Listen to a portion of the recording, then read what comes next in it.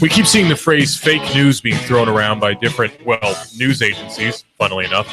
But what does it mean anyway? Fake news. I mean, we know what it means just by the words that they're using, but what is it that they're referring to exactly? There's not really any clear definition of fake news other than news which is not true. But regular media outlets are guilty of fake news too. I mean, do you remember back in 2003 the whole story about the World Trade Center bombing, but that was real.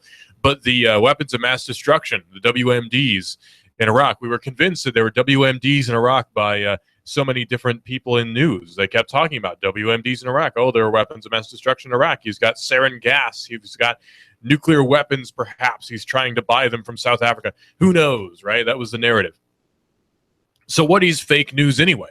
Because that was real news that was being pushed, or fake news that was being pushed by many different news agencies. And it turned out to really be a load of nonsense. That was fake news that was being pushed by a so-called real news agency. So I guess fake news is news that goes against the grind, maybe. Maybe fake news is news that doesn't agree with the standard narrative, I guess. But then Clinton comes out and talks about fake news just the other day. And by the way, Clinton is not looking too good. She's looking pretty haggard, I have to say. This is Best Shot here on Nooga Radio, AM 1240, and we're here talking about fake news. We're also going to get to what's on our Twitter account, because there's actually quite a lot there that we need to discuss. A very inflammatory post by the very angry person who runs our Twitter account. We're going to talk about that too. But this was just too good to not talk about. I couldn't not talk about this whole issue about fake news. And, you know, the whole media outlets are just clinging on every word that Clinton says. She gives a press conference and everyone has to listen to her for some reason.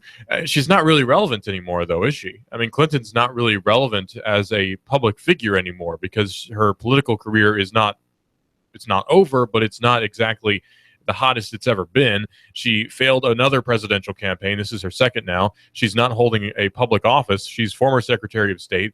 She doesn't really do much of anything anymore in terms of, you know, things for the people, other than, I guess, talk about stuff. I guess that's what she does now. I'm not sure. Well, this is the Best Shot here on AM 1240, and we're a little bit interested in what exactly Clinton has to say here. So I've pulled it up actually on YouTube so I can play it for you. So I can play for you what she has to say about this so-called fake news. So here it is. Let me just mention briefly one threat in particular that should concern all Americans, Democrats, Republicans, and independents alike, especially those who serve in our Congress. The epidemic of malicious fake news and false propaganda that flooded social media over the past year. It's now clear that so-called fake news can have real-world consequences. This isn't about politics or partisanship. Lives are at risk. Lives of ordinary people just trying to go about their days, to do their jobs, contribute to their communities. It's a danger that must be addressed, and addressed quickly.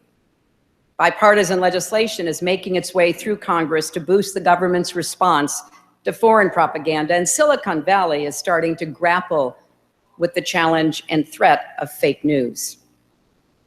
It's imperative that leaders in both the private sector and the public sector step up to protect our democracy and innocent lives. Well, boo-hoo, isn't it sad? Fake news ruined my political campaign, and I didn't win the office of president because of fake news. That's essentially what she's saying, but she's also saying something a lot more sinister there. What she's saying here is something that is frightening and should be frightening to everyone. We need to stop the spread of fake news, and she, of course, doesn't really give a definition as to what fake news is. We can discern what we think fake news would be, but fake news is kind of, I think, like assault weapon. There's no defined explanation for what an assault weapon is. It's just a undefined item that some legislators refer to, even though there's not really a clear definition as to what an assault weapon is. There's an assault rifle, which is a fully automatic weapon that's usually select fire. But what's fake news? There's not really any clear definition as to what fake news really is. What is it? I don't know. I mean, we can assume that it's news that's not real, right? Like news that is unsourced, news that is spurious. Okay, that's fine. But that's most of what you see in mainstream media right now, is sources that are less than legit. So I'm starting to have my wonders now. I'm starting to have questions about what exactly she's trying to say here. It seems to me, just by this little bit of dialogue that we've seen here, that Clinton is now taking a vested interest in pushing legislation which would alter the narrative online and essentially censor opinion articles or news articles which disagree with status quo. That's what it's going to come down to, because she talks about foreign propaganda, and she's talked about foreign propaganda during her campaign too, saying that the Russians were interfering with the campaign, that Russians were interfering with the election, and then gave absolutely no proof as to how that was. So obviously she doesn't really have an understanding of what propaganda is, foreign propaganda is, even though she's head of the was head of the State Department, so you'd think she'd have a very clear grasp on propaganda, being one of the bigger propaganda industries in the United States. But whatever. I don't know, man. I think it's scary. I think what Clinton's doing here is obviously malicious, but for some reason nobody wants to call her out on it yet anyway. So I'm going to do it right here. What Clinton wants to do in the near future with this legislation that she's hoping Congress will push, of course they have no obligation to push anything that she tells them to, is to make sure that only the proper narrative gets through on both social media and television. For instance, we've had massive allegations, massive news stories come out about how it appears anyway that there are people involved in high offices of government who are involved in child sex trafficking. That's appeared in several of the emails that have been leaked from John Podesta, and there's some very creepy things that have come up on different Instagram accounts, and it's all very interesting. It's unproven, of course, but it's all very interesting, and it should be talked about. But they keep referring to it as a fake news story constantly. But the people who are being accused of being involved in this plot are heads of media. So it does kind of make you wonder if there's a little bit of a narrative going on here, a status quo which must be upheld. I think that that's the case, and it seems to me now that it's pretty obvious that that's the case. And Clinton is, of course, in on it because she has friends in high places, which only makes sense. You can't blame her for protecting her friends in high places, but what you can do is blame her for being malicious against the people, which is exactly what she has been, malicious against the people. She exploited the votes of many jaded and disenfranchised young people in an attempt to get voted into office. And then when she failed, threw a hissy fit, and many of her supporters, probably funded by friends of hers, went to protest in various cities to do absolutely nothing but cause trouble and chaos. So no, I don't trust Clinton. I don't think anything she says should be taken lightly. I think that everything she says should be taken as something that is serious and has intention behind it. She's not someone who's a joke. She's someone who is serious, and that's the scary thing about her. Nothing she says should be taken lightly. These are not just empty words that she's saying. She's saying something real here. She obviously and very openly wants there to be censorship, although she would never call it that, of speech online, which is something that should never happen. You shouldn't censor anything online unless it's blatantly illegal, right? Like we can all agree child pornography should not be online. That's something we can all agree to, unless you're, a member of the heads of government. Then you might not agree to that. But if you're a reasonable person, you're going to agree illegal things probably shouldn't be online, right? Like you shouldn't peddle illegal goods on the internet. Okay, fine. But when it comes to free speech, you can't censor free speech. It's not allowed.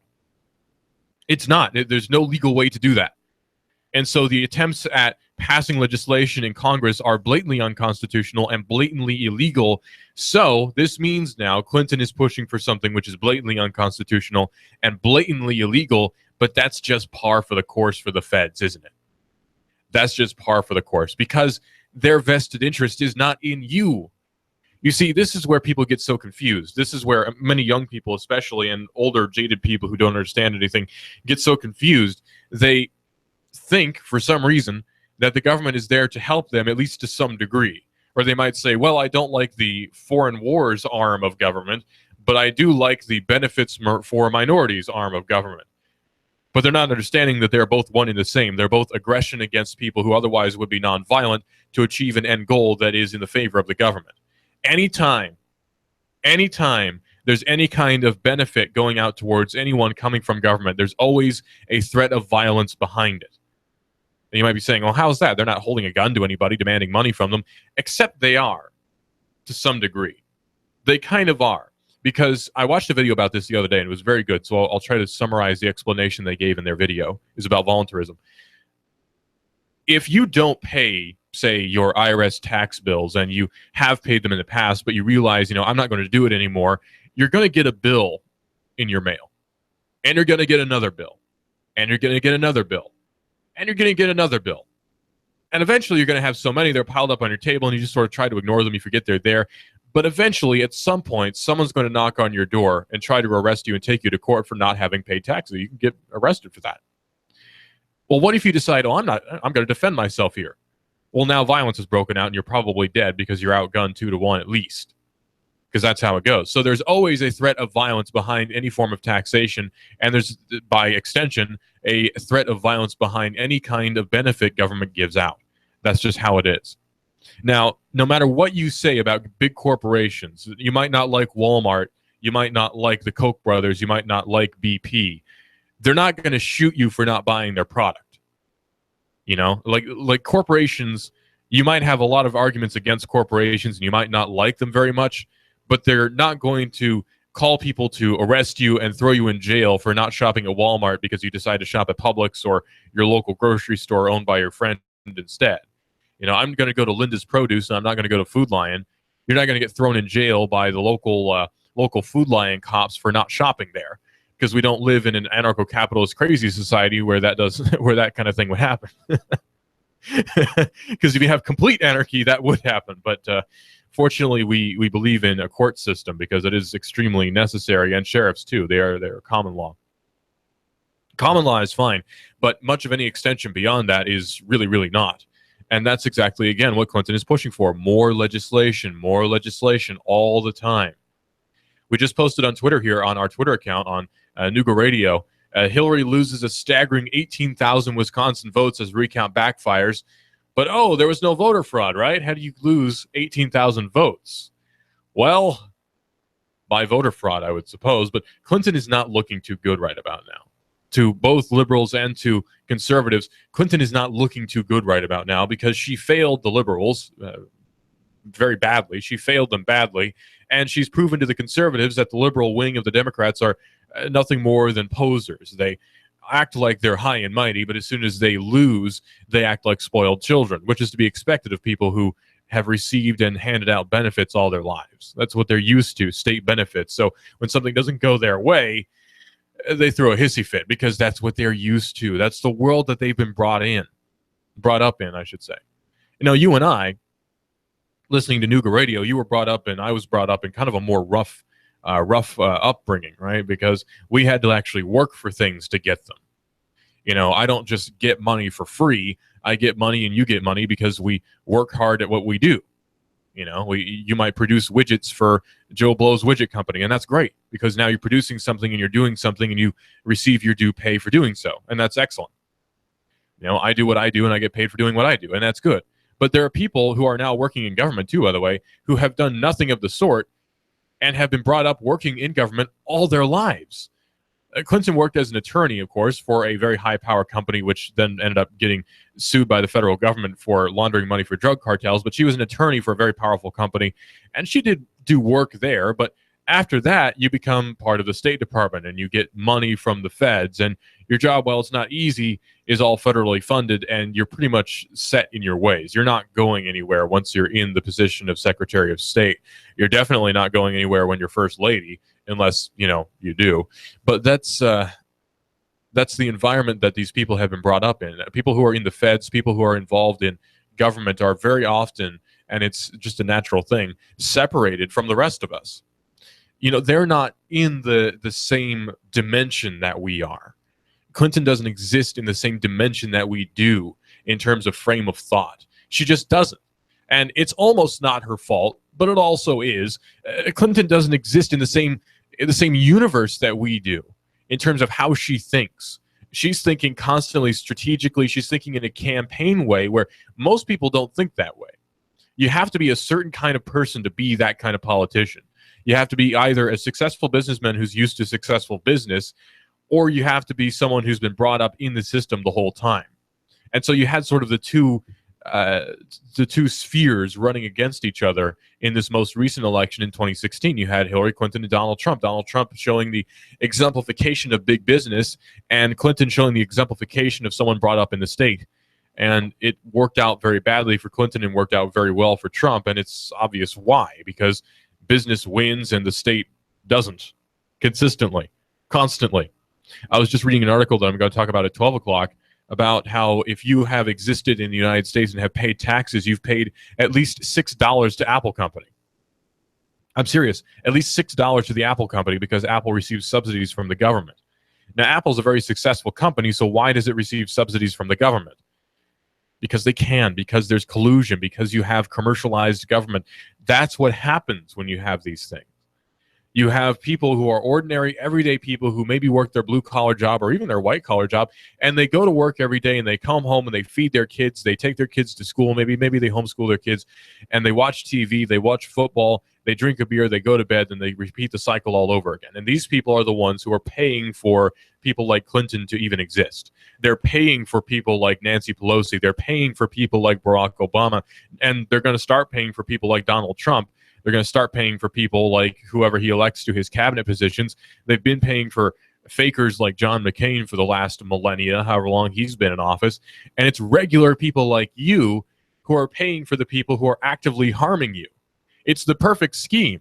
You pay them to exploit you for your money.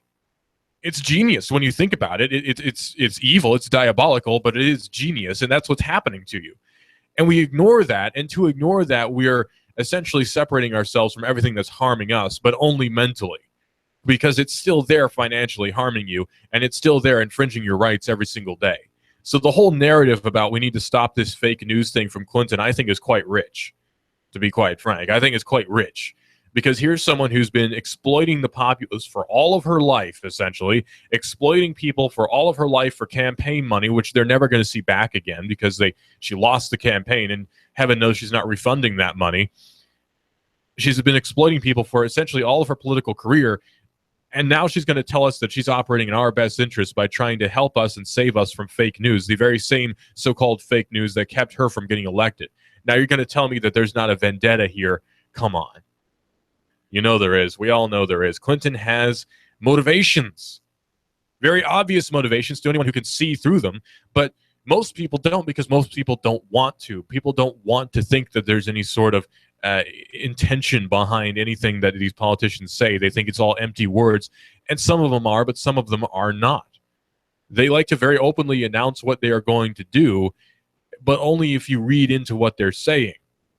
It's diabolical, like I say. It's crazy. This is Best Shot here on AM 1240 Nooga Radio. The number to call in is 423-800-8949 if you want to have your question or comment or really anything at all. 423-800-8949 is the number to call in here at Nooga Radio, AM 1240, and NoogaRadio.com as well. We're on the website, NoogaRadio.com.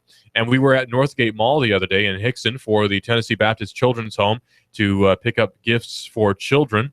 Small donations for those children. We were helping them out and trying to help to get presents towards children who deserve them.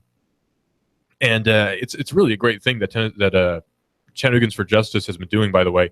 I greatly respect the work Chattanooga's for Justice has been doing with getting toys towards children, with helping out Commander Timothy White, the man who heroically tried to protect his fellow servicemen when he was being attacked by Mr. Abdulaziz, who was attacking the building in Chattanooga about a year ago now. It's over a year ago. July 16th of this year was the one-year anniversary, so we're about a year and a half away from the incident when it happened, the terrorist attack in Chattanooga. It really boggles the mind how long ago that was. But she's Chrissy Essex of Chattanooga's for Justice has been trying to help out people in need, and it's really a great thing. So support them as much as you can. Like them on Facebook and see what events they have coming up, because they're always out there to help people in need. But on the topic of Clinton, Clinton is, and I think she recognizes this, falling behind in public opinion. Even people who were previously supporters of hers are now starting to realize maybe we've been screwed over a little bit by Clinton here. Because she promised change, she promised hope, much like Obama did. She promised that she would bring feminism to the White House. She promised the first woman president. She promised Donald Trump wouldn't be elected. She promised all these things. And now that she's failed these promises, she's sort of left you to be high and dry if you voted for her. You're now high and dry because you voted for her, and she doesn't really care about you because the vote's over now. She wants to keep up appearances, yes, but the vote is over now. It's too late. She lost. Too bad. Get over it. Clinton is not president of the United States, nor is she president-elect of the United States. Donald Trump is, and Barack Obama is about to have a peaceful change of power in January. And I'm very interested to see what's going to happen next. This is Best Shot here on AM 1240, Nooga Radio, NoogaRadio.com. Go to Shoutcast and search for Nooga Radio. You can listen to us there. We're also on the TuneIn Radio app. That's Nooga Radio, AM 1240. Number to call in, 423-800-8949 is the number to call in here at AM 1240, Nooga Radio.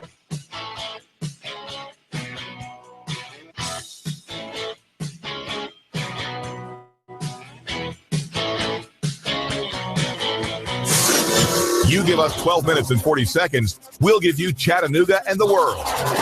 News Talk 1240. AM 1240 Nooga Radio News, Russell Stroud reporting. An assault on a school bus reported this morning. Details limited. The incident happened on Moore Road. 8 individuals have been arrested after a human trafficking sting. Agents put up a fake ad for a prostitute online. 8 people responded and paid money.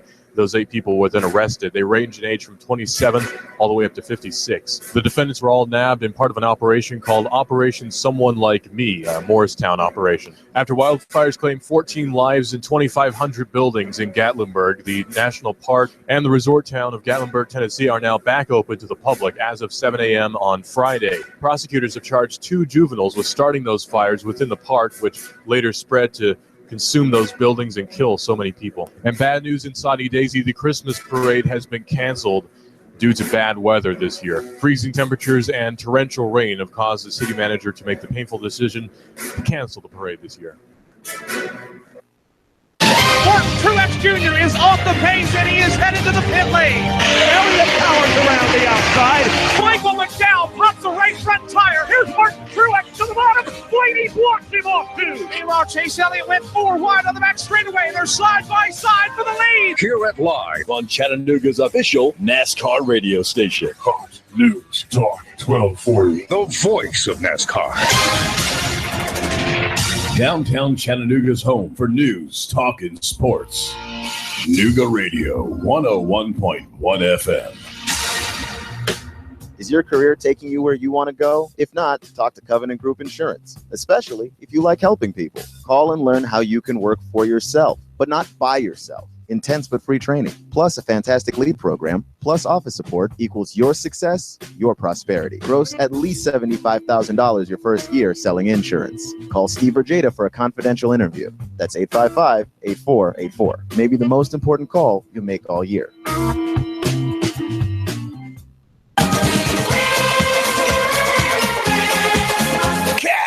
Cash, and more cash. Hey, where do you think Santa shops? Rick Davis Gold and Diamonds. He made a special stop to tell Rick, slash those prices 50 to 70%.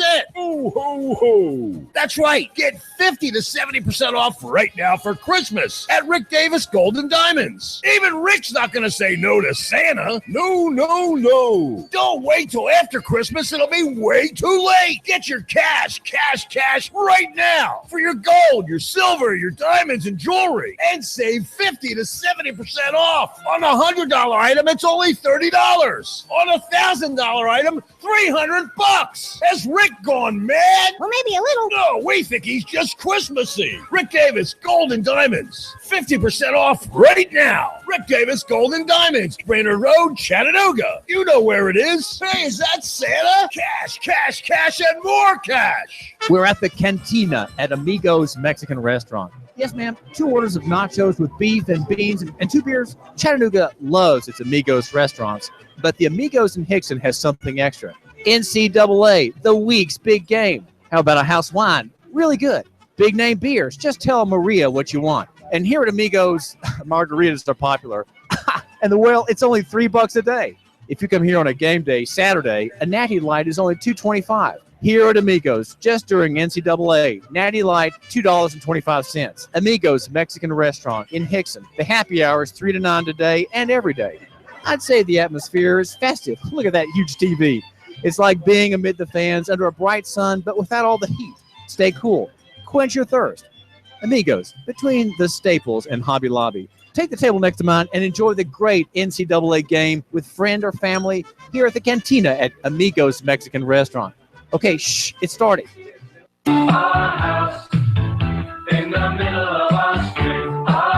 Hi, I'm Sabrina with Sabrina Realty Associates. Now is a great time to sell your home. In our area, inventory is at an all-time low, which translates into higher sales prices. Call us today at 423-499-7780 to set up a free consultation and discuss our unique and aggressive marketing programs. We will provide you with a free market analysis to determine the right value of your home. Call us today at 423-499-7780 or visit our website at SabrinaRealty.com. In the middle of our street.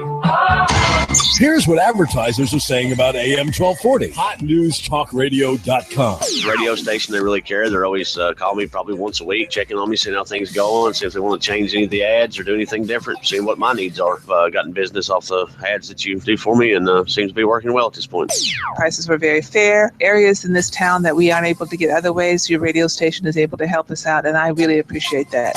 We've been very pleased with the services we've got. It seems like everybody over there cares about what they're going to do, how it's going to work for us on this end, and we've been very impressed with the creativity of the ads that we've heard, and they always seem to be right on point, even without us having to come up with what's going to be said.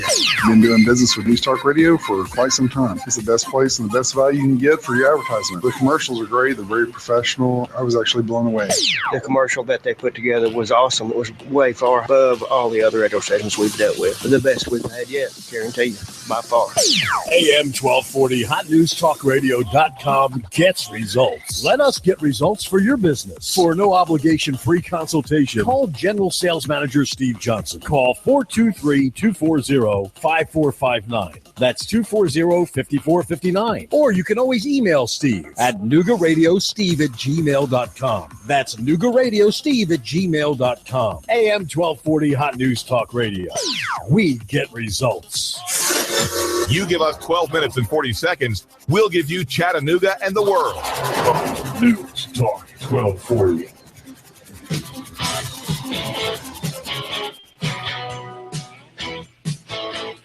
I'm looking at our Twitter account here on Nooga Radio on Twitter.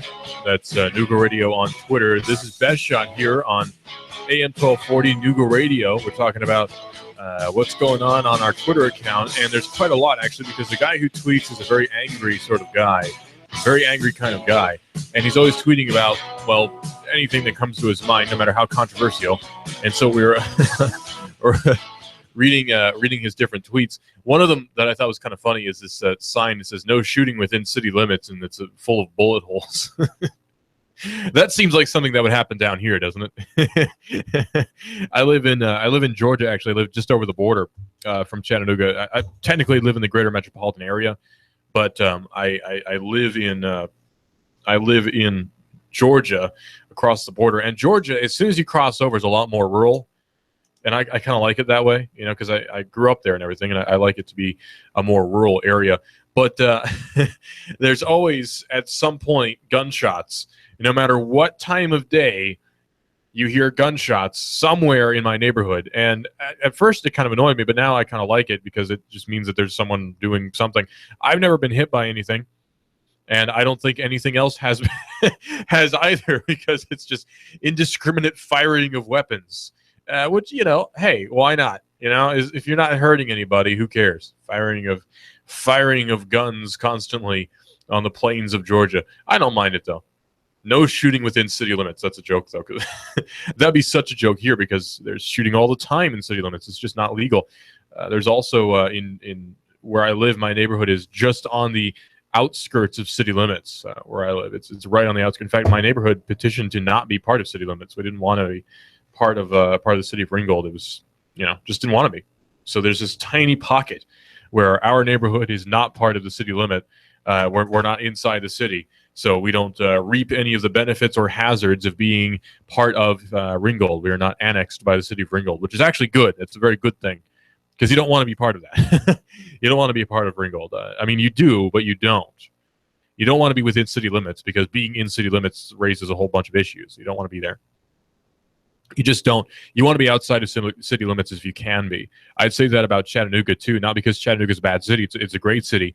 But I wouldn't want to live inside city limits in Chattanooga, if you catch me. Just because there are a lot of benefits and hazards that come with that. Yeah, you get trash service, but you also have to pay for a lot of other things too. I'd just rather not.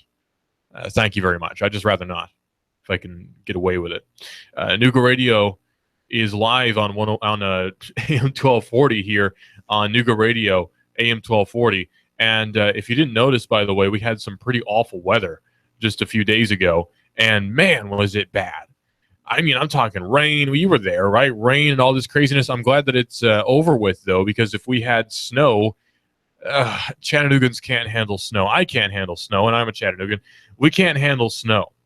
I don't know what it is about cold weather and snow. It's just we don't deal with them. We can't handle them at all. Anytime that there's either of those things going on, we just can't deal with it for some reason. It's built into our blood. If there is rain or snow, we just don't know what to do with it. And I'm not sure why that is. I think it's just the way we're brought up. We don't see snow nearly enough. It's like once a year, and even if it does snow, it's not really enough. We've been getting it a lot worse these few years in the past, though. I'm not sure what's causing that, but I'm not entirely upset about it either. This is Best Shot here on AM 1240 Nooga Radio. The number to call in is 423-800-8949. That's 423-800-8949 is the number to call in here at Nooga Radio on AM 1240. Fidel Castro died last week, and I've been celebrating ever since. Actually, he died 2 weeks ago. I've been celebrating ever since. If you're not familiar, Fidel Castro was the communist dictator who was the despot over Cuba for so long, and we failed miserably trying to oust him multiple times. The Bay of Pigs invasion, as we all know, is a massive failure, unfortunately, not for the lack of effort on the side of the people who were there. It's just due to complete failure in leadership, which is not surprising for the era. So Fidel Castro stayed in power until just recently. Of course, he's been succeeded by his brother Raul, but still, Fidel Castro just existing as a figurehead is a big deal, and him being gone is definitely a good thing because now he can't be there to act as a figurehead for communism in the modern era.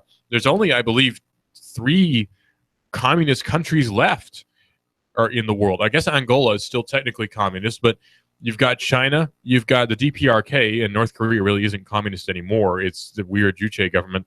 And you have, of course, Cuba. Oh, and don't forget Venezuela, socialists.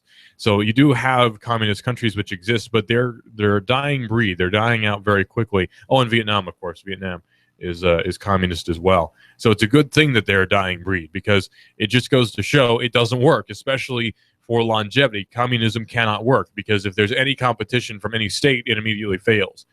See, the reason socialism fails is actually very simple. Government can't set market price for goods. I mean, that's it. Government cannot set market price for goods. It can try. It could try to price fix, but ultimately, it's not going to be able to set the price of goods and services. And that being the case, things are either going to become much more expensive and government won't be able to subsidize it anymore, or they'll become so cheap that they're essentially worthless and government can't make any money off of selling it.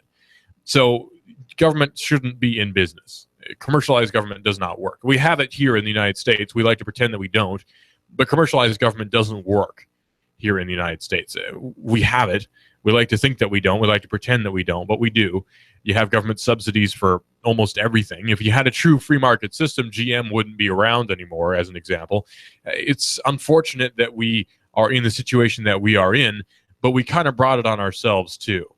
Think about all the years, all the many, many years of elections and people being appointed that your forefathers and our fathers and us now have lived through, and how we are complacent to it so much. We're so often complacent to it. You had ideas like Social Security back when FDR was coming into office, was leaving office actually through his death, but when FDR was leaving, you had the idea of Social Security. And then it sort of sprung out of that. Social Security money, of course, then ended up getting spent on the Korean and Vietnam Wars by LBJ, on the Vietnam War by LBJ, and so your Social Security money was immediately gone after that. But it's a whole big mess. that's been going on for years and years and years and years and years. Because then you had the Federal Reserve that came in the early 1900s after the First World War. And then, or maybe it was before. I think it was before the First World War. You had the Federal Reserve, which came in, the Federal Reserve Act. And then you had all the different changes to monetary systems. You had them stealing your money in the 60s, where your money was changed from money backed by silver to money backed by nothing. Confidence in the U.S. dollar. Why should we have confidence in the U.S. dollar anyway? You're not really told why. You're just told that you should and that the government does. Okay? Thanks. But it's crazy to me. It's absolutely crazy to me that there weren't riots in the streets, people complaining that, their money had been stolen from them, because it had been. When that happened, people's money was stolen. Flat out. People had their money stolen from them when their money was changed from silver to whatever the heck it became. But there were not riots in the street because people were complacent. It's ridiculous. It's, I don't know. I can't stand it. I can't stand it. It's one of those crazy things that just boggles the mind. Why weren't there riots? Why wasn't there a revolution at the time? I don't know. This is AM 1240, and we're on Nooga Radio. That's Nooga Radio on AM 1240. You can get us on our website, by the way. The website is noogaradio.com. It's pretty easy to remember, right? noogaradio.com. And something is happening which I figured would happen, but no one believed me, especially liberals didn't believe me, which is this. The election of Donald Trump has brought with it a surge in optimism in the United States over the economy and stocks not seen in years. But I thought Donald Trump being elected was going to ruin the economy. I thought Donald Trump being elected was going to cause a major depression, and everything bad that could happen was going to happen as soon as Donald Trump was elected. The CNBC, which is known for being very liberal, All-America Economic Survey for the fourth quarter found that the percentage of Americans who believe the economy will get better in the next year jumped an unprecedented 17 points to 42% compared with before the election. It's the highest level since President Barack Obama was first elected back in 2008, because we all bought the Kool-Aid of hope and change back then. The surge was powered by Republicans and independents reversing their outlooks. Republicans swung from deeply pessimistic, which is 15% saying the economy would improve in the next year, to strongly optimistic, with 74% believing in an economic upswing. Optimism among independents has doubled, but it fell by more than half for Democrats. Just 16% think the economy will improve. So Democrats think everything is going to die. Republicans think things are optimistic. And even independents think things are actually pretty optimistic. One person, Micah Roberts, vice president at Public Opinion Strategies, says, we're looking at America moving into a more positive era with regard to economic operations. He says, no doubt the election of Donald Trump has ushered that in. The poll of 800 adults around the country was conducted December the 2nd to the 5th and has a margin of error of 3.5 percentage points. Hart Research Associates served as the Democratic pollsters. Now, this shows you something. This shows you that even though you have had an election of a person who was quite unpopular with a lot of people, even people who are operating in business, you still have a major, massive surge in economics, right? You have a major surge in how we are thinking about the economy. We're now thinking of it very positively, and you have one of the biggest stock surges we've seen since the marijuana boom, which was huge. So it's very interesting. It's very interesting indeed, because it does break the narrative. Again, the same narrative that Clinton was pushing with the whole fake news thing, saying that, essentially in hidden words, saying that fake news caused her to lose, which I think is pretty funny, the idea of people online causing a woman to lose her shot at the presidency is kind of funny. I'm glad Clinton lost, but I'm also glad that she lost the way she did. I was afraid it would be one of those close call things where we just weren't sure, and there would have to be conflict and yada, but Clinton just conceded almost immediately, which I thought was great. Clinton just immediately conceded the election and is fully accepting that she lost and basically has no political future. She's not going to be appointed to any office in presidents. She's not going to be appointed to any office in the cabinet. She's not going to be appointed to any office. She's probably not going to run again for senator. She's most likely not going to be able to run again as, governor or anything like that. So her political career is most likely over. And she's too old to have a political career anyway. So what's she going to do from now on? Well, I'll tell you what. She's going to write a book, My Journey on the a Democratic election cycle, you know, My Journey on the Campaign Trail 2016, co-written by the ghost of Hunter S. Thompson. And that'll be her book, and it'll be a New York Times bestseller because it has to be. People will read it. She'll be very popular for a while. And then 10 years down the road, she'll be gone, and she'll be but a memory in the collective consciousness of the population. That's what will happen to Hillary Clinton, because her lasting legacy is not exactly a positive one. She's a woman who failed to win. She's a woman who failed to win the election for president twice. She's someone who had a scandal-written or a scandal-wrought term as Secretary of State. She's someone who was the first lady to a president who was unfaithful to her, which is not really her fault. She was the person who was involved in the Whitewater scandal. She was a woman who defended a rapist and laughed at the person who was the victim, allegedly, of course. She's not going to have a very positive legacy going down the road here. You know, right now we think Clinton's a saint.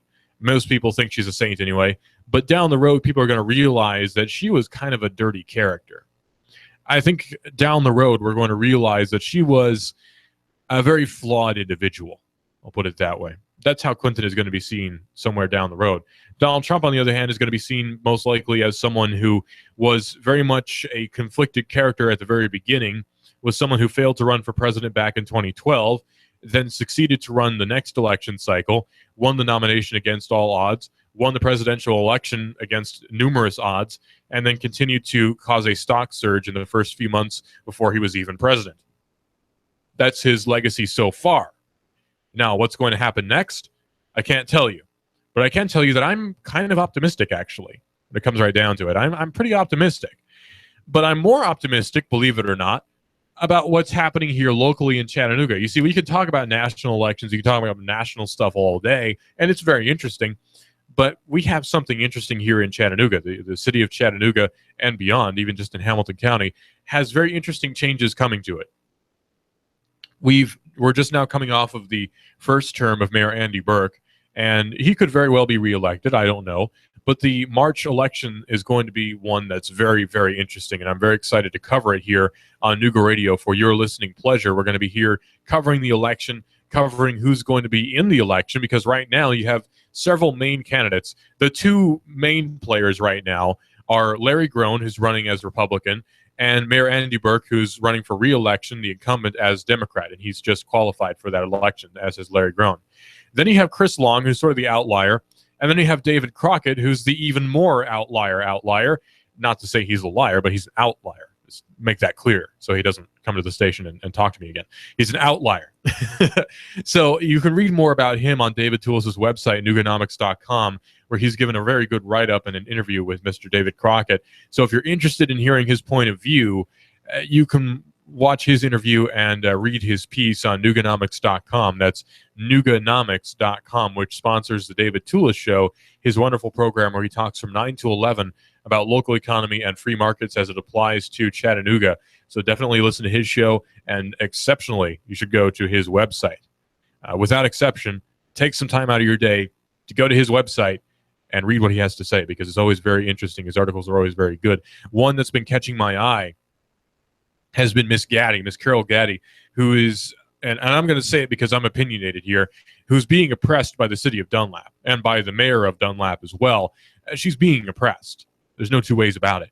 But there's an interesting mentality. We get all angry if this is a national story, but if it's a local one, we figure she's probably in the wrong or she needs to just leave it alone. Carol Gaddy is someone who's stuck to her guns. She's fighting a legal battle, and she's actually kind of doing well in this legal battle against all odds, because it's a woman, just one woman, going against the city of Dunlap, trying to argue that her house is not actually in Dunlap, which if you look at the papers, it's not. There's no way. If you look at the papers, if you look at the survey, her house is pretty obviously not there. So their argument is essentially moot. And this is all about getting money out of her, of course, or demolishing her house to build some new division or what have you. That's what it's always about. But when it comes right down to it, if this was a national story, there'd be outrage. But because it's a local story, we figure, well, we don't want to get involved because we might know the mayor of Dunlap, or we don't want to get involved because there might be people we know involved and we don't want to offend anybody. But if this is a national story, people go nuts. And that just shows you the hypocrisy that we have, both here locally and around the world, too. because this is a local story, we'll figure, Miss Gaddy, well, you know, she's probably a little bit crazy. Because if you look at her in sort of a cursory way, you'll think that she's a bit of an eccentric woman, and maybe she would admit to being so. But that doesn't mean that she doesn't have rights, does it? Miss Gaddy, of course, has rights, and she should be recognized as having them. And she should not be exploited. She should not be trod upon by the city. You see, the bigger threat to your liberty, I would say, is not the federal government. The bigger threat to your liberty is your local government, because they have local agents right there ready to oppress you 24/7 in the form of sheriffs and the police and any other agency that could come out to talk to you. These are the people who are willing to come out and oppress you. You're not going to send federal marshals out to bother you because you said something bad online, but you could very well get pulled over multiple times for no apparent reason because you said something bad about the mayor on Facebook. Now, I'm not going to say that's going to happen here in Chattanooga because I don't believe it will, but that's something that could happen in certain local municipalities. So the local government is much more likely to oppress you than the federal government is. We like to ignore that fact, but that is the fact. Local government is much more likely to oppress you, to offend you, to trot upon you than federal government ever would. There's ready access between you and local government, not so much between you and federal government. Yeah, they'll send you letters, but there's so many layers of bureaucracy they have to go to before they get to you. It takes forever. They're not going to send federal marshals out to bother with you. You're not worth the time. That's in their view, not mine. I think you are, but they wouldn't say so. You see, you're a great guy, right? You're a good guy who feeds his family. You pay your bills, you pay your taxes probably, and you go about your day-to-day business, and you don't want to be bothered, right? That's you, okay? That's most of us. That's me. And so why should you be bothered by anybody in any office at any point? Because when it comes right down to it, anything that bothers you from any of those offices is something you really shouldn't have to deal with. Why should you have to deal with anything that bothers you from any governmental agency here in our local area? You shouldn't have to. Because why should they say anything to you? Now, if you have a complaint, whatever, fine. But when it comes down to just you living in your house and not being bothered, there shouldn't be anyone who could tell you you can't do that.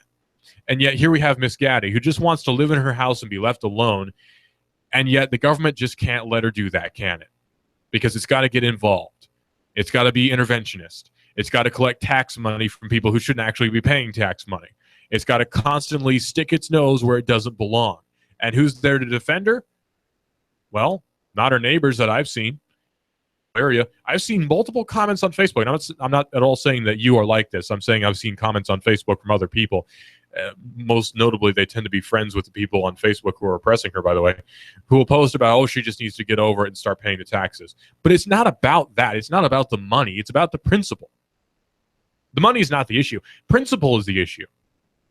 Why should you pay something when you don't have any obligation to do so? I mean, it's not like there are massive benefits coming out of the city of Dunlap that pays for kids with cancer or anything like that.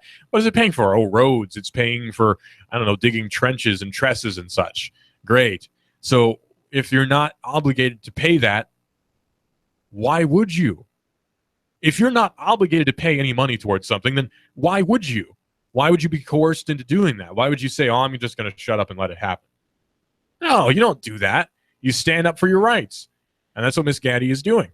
And she's doing a pretty good job of it, too. So I commend her, and I give her my best because I really hope that she wins her case, and I really hope that things turn out well for her, and we're going to continue to cover her story, especially on Nooganomics with David Tulis. She just called in today, by the way, and you can listen to that show on YouTube. Just go to YouTube, our YouTube channel, search for Nooga Radio, and you can see our YouTube channel and all of our past broadcasts you can watch at no charge whatsoever. We don't charge you to watch our stuff from the past. You can watch it with no problem whatsoever. You can listen to her call in to talk to David about her plight with the state and with the city.